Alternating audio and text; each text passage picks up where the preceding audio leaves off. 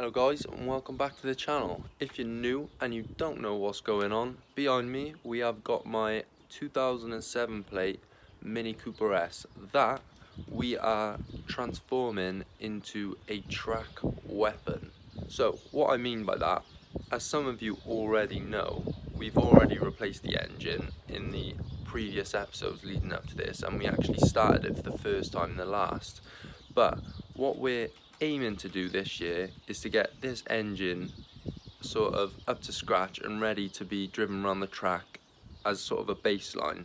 So then in the following years I can actually upgrade the internals of the engine and sort of get better lap times and better sort of performance out of this car. Of course my driving will get far better during that time, and with experience going around the track. Obviously this is my first ever track build, and it will be my first track experience, so we will be learning a lot on this channel. So in today's episode we're aiming to finish up everything that we've sort of done in the last 5 episodes. I'll show you what I mean now. Before we do anything is put this wire sort of on the other side of this engine mount, which means jacking up the engine and sort of lifting the mount, unplugging that and sort of slip it through. That's not a very big job, it's just more of an annoying one. This heat shield, which I didn't realise, if I take that off, is it goes on the engine block with the gasket. I've completely forgot I had this. We're also going to be replacing this ball joint, the anti-roll bar link and the track rod end. I've got this tensioner that came in the post yesterday, which actually creates tension instead of my one, which is just loosey-goosey like. We've also got to connect all these hoses now up to the rad pack and get coolant going through the engine, make sure we haven't got any leaks whatsoever.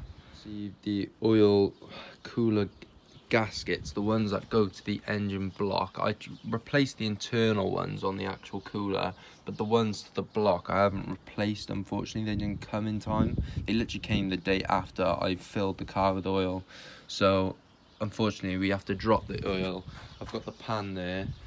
We're just going to drop the oil quickly, hope the oil should be okay, and we're just going to put the oil back in, because when I bought the engine he said just to run the car for 1,000 miles and then replace the oil just to get any bits of stuff out, put in the good sort of oil and that'll last me then until I need to replace it again. So without me babbling on any longer, let's get into this.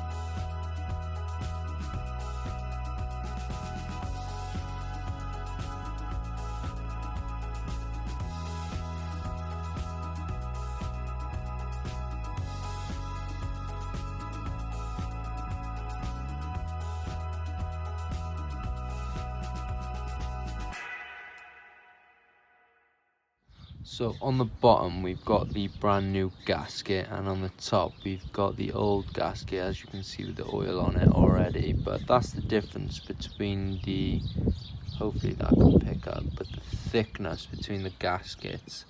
So that one's definitely worn down, so we're replacing it with a brand new one, so hopefully we won't get any more oil leaks from the oil cooler itself. Reinstall.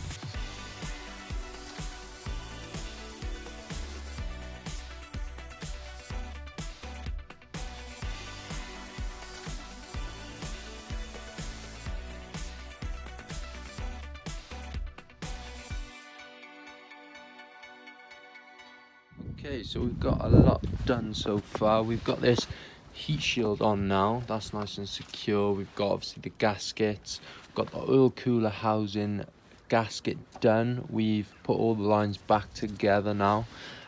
We've dropped the oil, that's full of water as well, so I'm gonna have to get some new oil. I'm just gonna jack this up, undo all the nuts, and then literally just place this wire on the other side and we're done.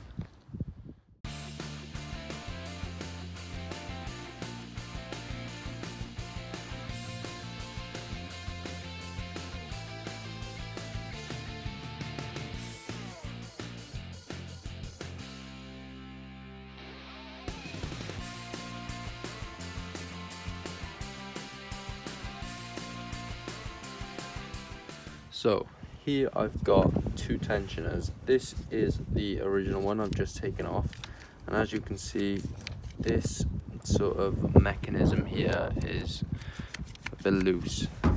So what we've got here is my second-hand one, and what happens is when you pull this tab out, there's obviously tension on it now, and that actually pulls away from each other. There, so that's all done. I did that all off camera as I needed to charge the phone. It was literally just taking all of that off and sort of getting in there with a little 10mm and just half turning every 2 seconds, so it wasn't really worth recording anyway. So what we've got here are some NTC Motorsport coolant hoses for this engine. They claim that obviously they're uprated as they've got the extra sort of thickness on the lines. So we're going to be replacing all of these lines that I've already put in just temporarily, just so I know that no sort of crap off these old hoses are going into my brand new engine. Clean up the engine bay properly. So this is the first sort of I'd say performance part, yeah, that's going on the engine.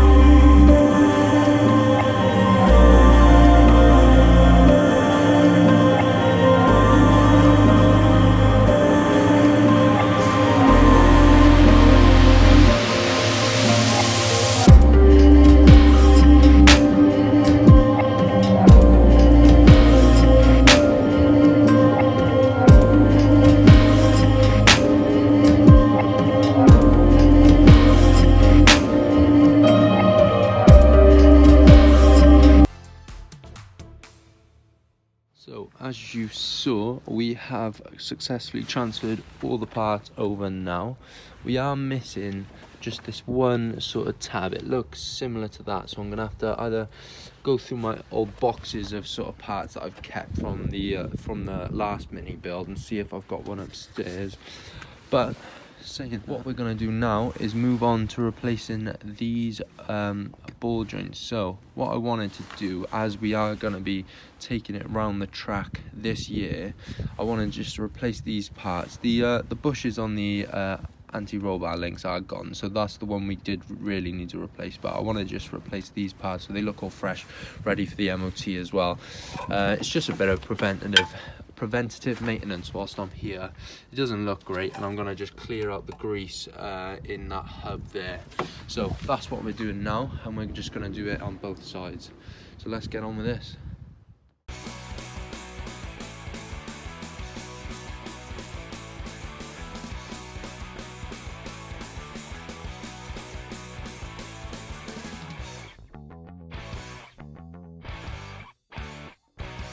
what's nice about the BMW design is you've actually just got two nuts on the bottom that come loose, and you can just replace the entire ball joint.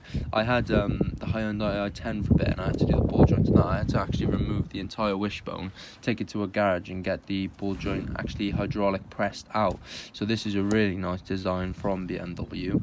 What I was going to say is make sure you're replacing the parts, and you replace them like for like, as this is the right hand side and they do look very similar, but you need to make sure obviously the thickness on the both sides, they just match up. Just a little tip, because you don't want to be messing around, just make sure you do it properly the first time. So that's just the left hand side there, so let's crack on.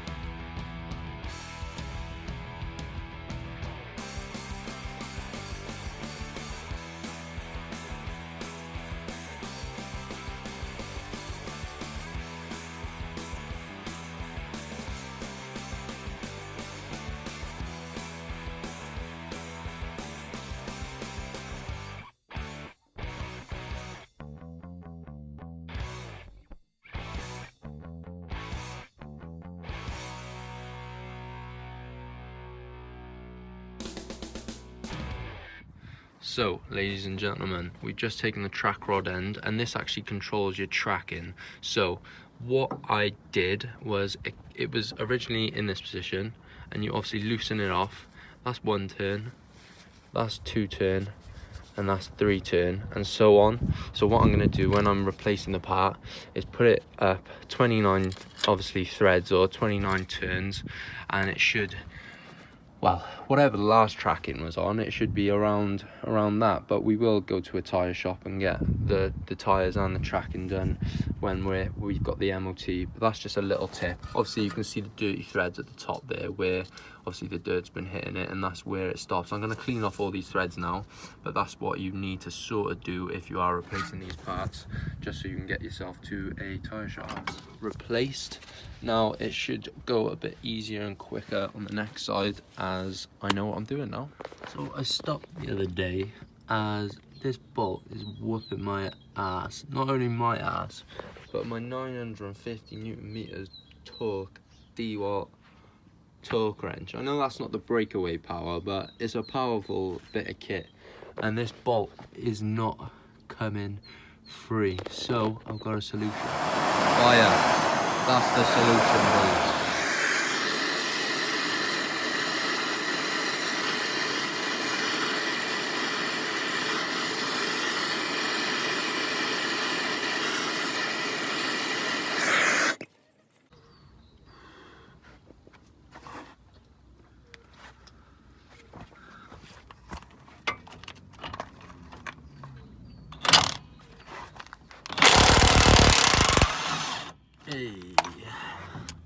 And of course it goes without saying almost, but if you are trying that at home, make sure you have water running as you're doing it, just in case anything catches a light. Right guys, so here we have the drive shafts, the original ones that came from factory, I believe. We are not going to be using these on this track build. We have invested in these puppies. So here we have some Jcw Works uprated drive shafts I've had imported from Germany. This one's probably better to look at, but they are honestly gorgeous, just brand new, fresh from Germany. They took a while to get here, but it was well worth the wait, just looking at the quality compared to obviously the ones that are about 15 years old. So here we are, we're going to be installing these now, and then we're going to be filling up the gearbox with some gearbox oil, and we should be able to get this car rolling. So cue the time lapse.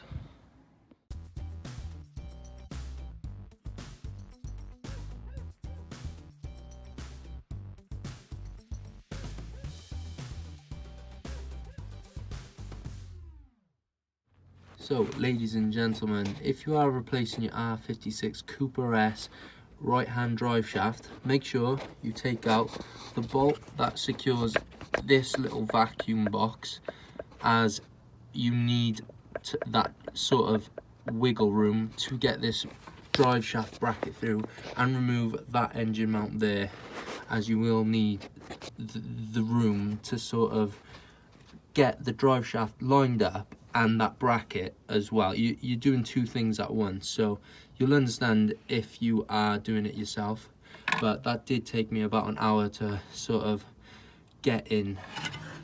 But it's all bolted in now, guys. Talking gearboxes, so what you see there, that black bolt, is the drain bolt for the gearbox, so that's on the lower side, and I just emptied some out. That's all that was left in there from when I accidentally tipped it all out, and I've just taken the top bolt out there, which sits just above the lower bolt, more or less. So you just fill it up using a pump, but I don't have a pump, I have a siphon, and I just used it, and it sort of works on the water. So I'm gonna try it out with this gearbox oil that I've got, and all you do is fill it up until it pours out the top bolt, and it should take about 2 litres. So that's where we are.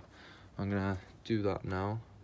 Hopefully no issues with this pump, otherwise I'm gonna have to sort out a different way to fill it up. So guys, as I'm wiping it up now, you can still see fresh oil coming out, so that means I've filled it up to the top, so that's a good sign. I'm gonna now put the bolt back in.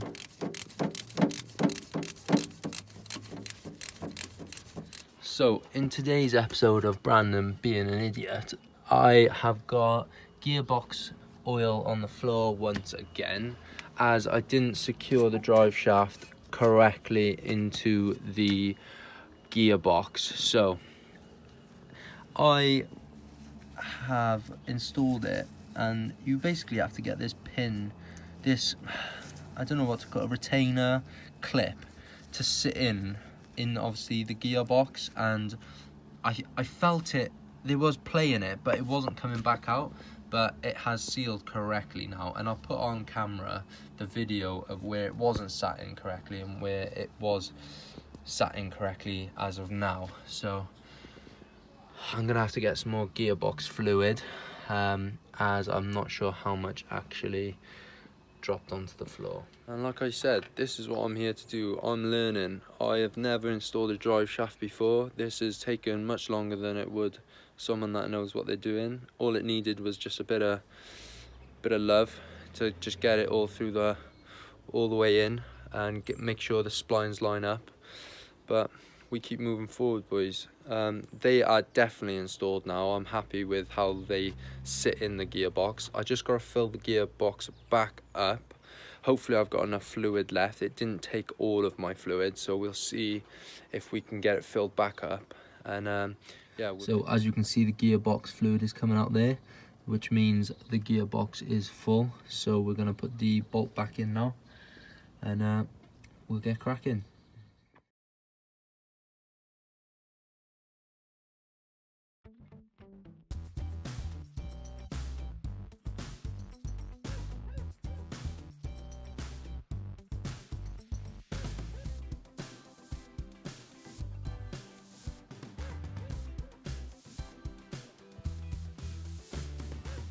Guys, I've got the battery connected here. As you can see, I've got vice grips just on the ground, as I've nicked the battery bolt for the other Mini, as I had to mini cut it off or something like that. But yeah, as we can see here, I've bolted everything up all tight, both sides. Got the drive shafts in, gearbox fluid is filled up from the back. I'm just going to chuck you on a tripod now, and we're going to make sure that the wheels turn when I put it in first gear. It's going to be quite loud, so I'll try and turn down the volume or something in edit, but we're going to see and make sure that the wheels actually turn when I put it into gear, as I haven't tested out the gearbox yet.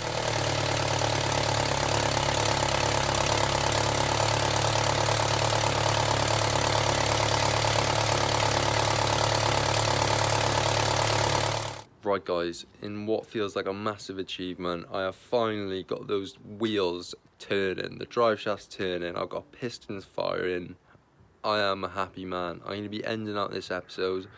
If you've liked this episode, please give me a thumbs up, and if you've liked any of the videos, I'd like to thank you all so much.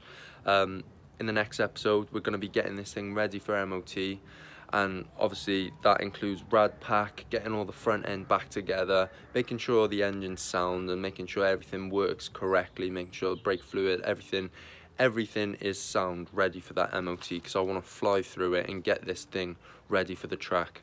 But as I end out this video, thank you everyone who has subscribed and supported me throughout everything I've done so far. Happy New Year if you haven't been wished a Happy New Year already. I know this video is probably going to come out a bit later, but I'll see you all very soon on the next one. Peace.